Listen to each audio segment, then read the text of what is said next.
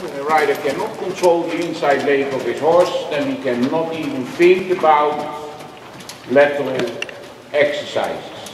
Good, so, yeah. That I see so often the horses are not even straight in their body and they try shoulder in and they have no inside leg control and it is all written with the hands and yeah. Good, so. Yeah. Good, so correct. Yeah. That's more than enough. Eh? There's a good control over the right leg because you don't push the right leg sidewards. You ride the right leg forwards. And it is a shoulder in. We don't push the inside leg of the horse sideways.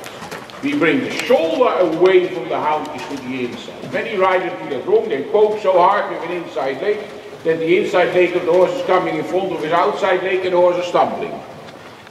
Good, so.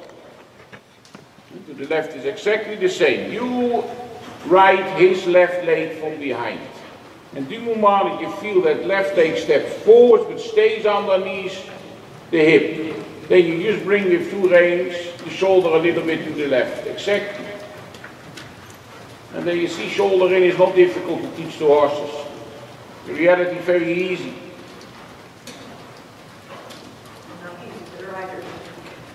No, for not only that is not easy for the rider, it is explained wrongly to the and started too early when the horse is not even through the back and not even willing to step under with an inside leg. Then they go into forceful with hand shoulder in.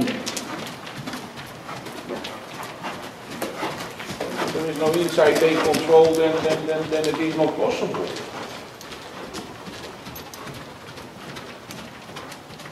Exactly. You ride it with your sit, with your hips and with your legs.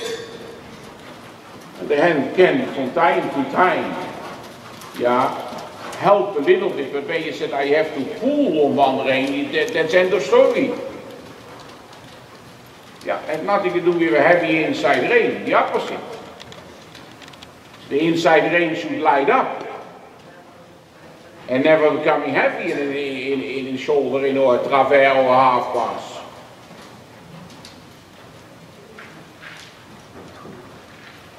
Exactly. That doesn't matter. Yeah. Good. Super.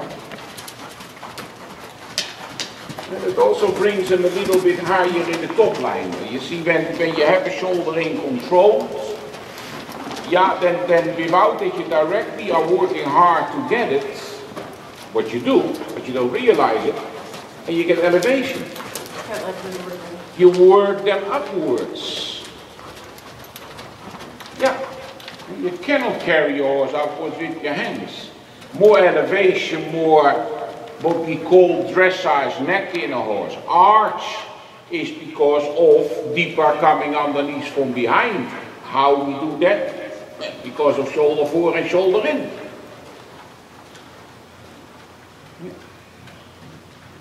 It's not a trick. It is a tool to be used to create elevation and collection in the young horses. Exactly. Yeah. I think so.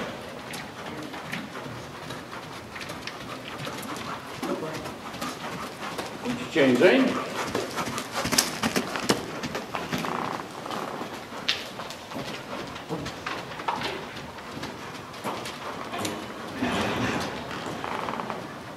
Prima.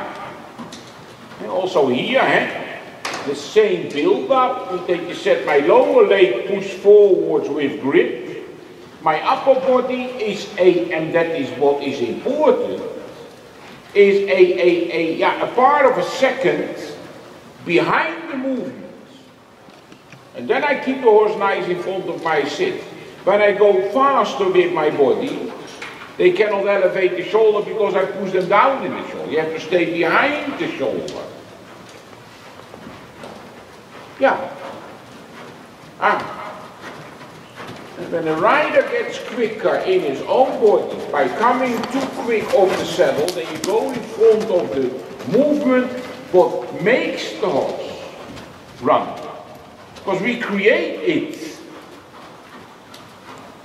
Yeah, let it come to us and don't chase it away from your seat. And this is typically in a moment in America, forward, forward, forward, and all the horses are running. Carry them in front of your seat, lift them up with your belly core, with your core muscles. Yeah.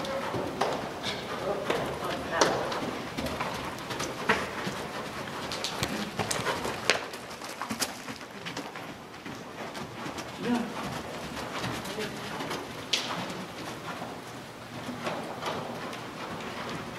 Yeah. Super. And when you have this kind of young horse, medium towards extended trot, and this horse gets stronger on his back leg, stronger in his muscles on his croup, then you can change that even in more elevation, and this horse can do a great extension. Yeah. And when he gets older and more power on his back legs, then you will feel we go more in the air. But this is a good extension. Yeah. One more time and walk. But don't go in front. Yeah. Walk.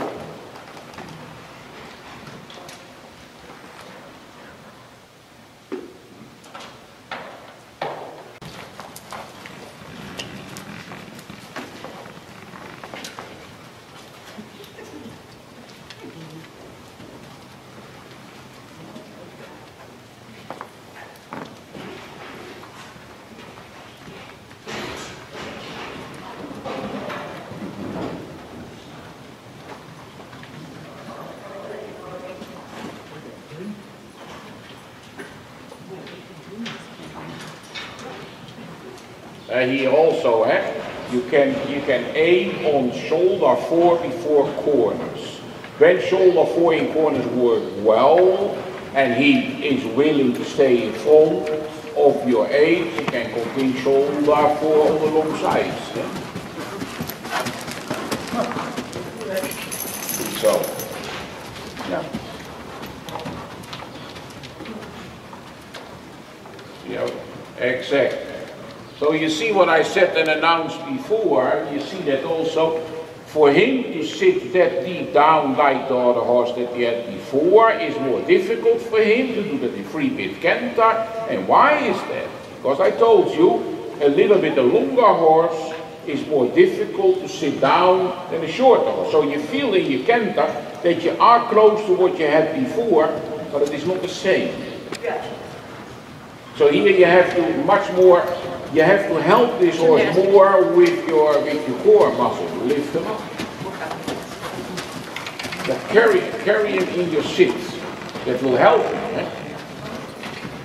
Yeah. Yeah. Oh. So I don't say this is not a good canter. That is in reality a very acceptable canter for where he is in his performance. But you want to go a step up. Yeah, there you had 3-4 good and better strides. There the shoulder was more coming up. It was more, I take air, I take air. Eh? Yeah. And in front to lift him up, when he lifts up, can only be done when you get the houndjes deeper underneath. So that means in reality, your driving for the purpose of elevation have to be on this horse more clear than on the previous horse. You have to help him more. Yeah. So it's more stronger 8. Not with the purpose I have to go faster, not with the purpose I have him more jumping underneath himself so that the shoulder can lighten. Yeah. You have to ride every canter stride with impulsion. Yeah.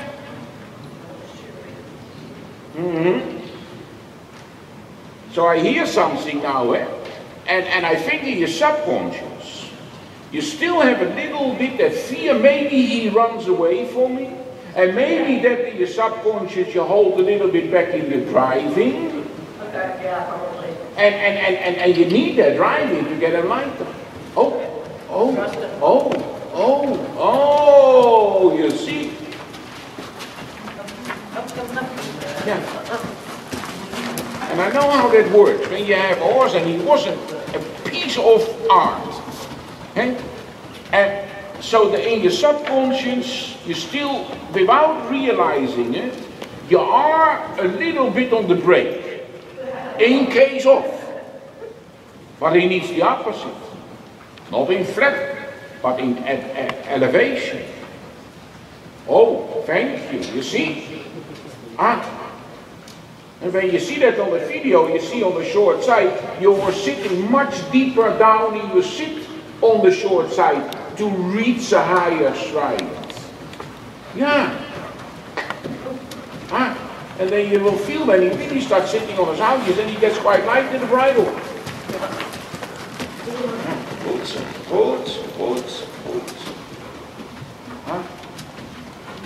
But I understand when you had a horse who always was so explosive that you said, yeah, I was happy that I did survive my ride, that you're still not 100% free of doing the final step.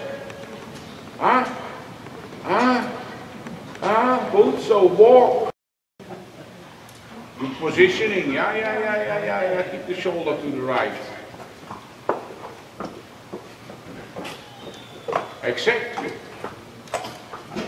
And you can go from there to canter, then you do a hell of a job. Good morning, Miss Beth. Good morning.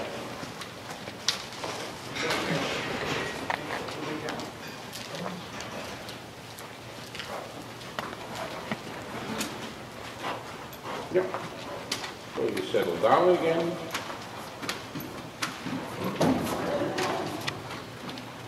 Yeah. Good so.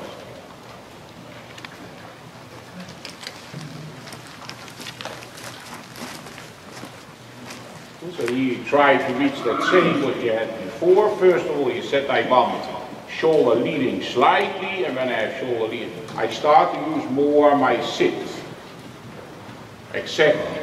It's like you lift them up with your upper leg and the impulsive down sitting rider in the pelvis.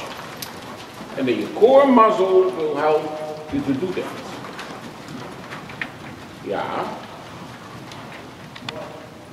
So every single canter stride, it's like you tell the horse, go to canter.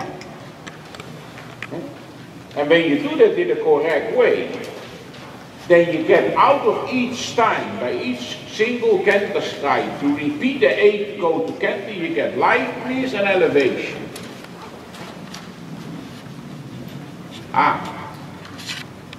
Exactly.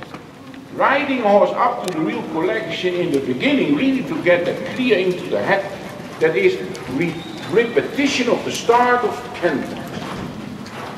Yeah, like you start every stride new. That doesn't matter.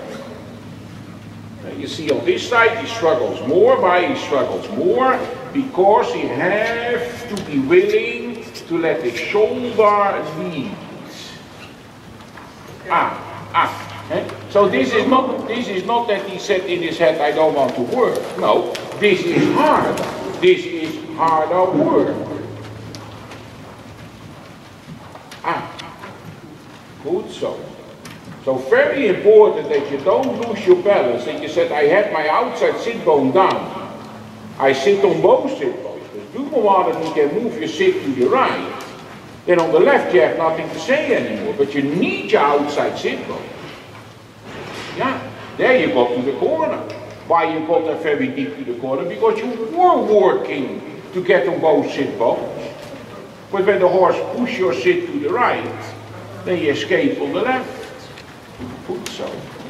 Put the left leg down. Yeah. Yeah. Yeah. There the right leg start to jump more, what I call to a point of gravity between the two front legs. And between the two front legs can only be done when the horse is a shoulder forward, shoulder in an extreme case. Because you cannot put this leg, the inside leg, and I smash him against the wall. His right leg has to reach in canter between the two front legs, where then the shoulder moves to the right, away from the rail. Ja, goed zo.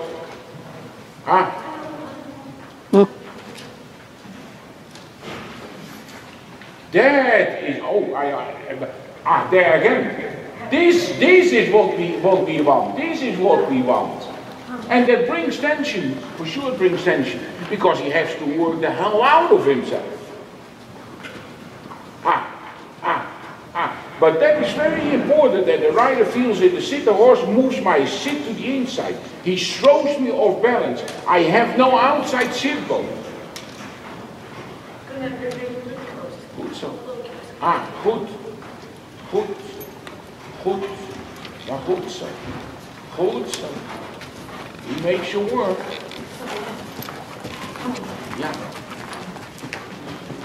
Ja, goed zo. But you see, I bring you to a point where I think when I'm not here, that you stay away from it. Because now you challenge the horse in an enormous amount, because you want him straight. And you see, you can do it. Exactly, good job. And walk. Goed zo, super. Now I can see on the horse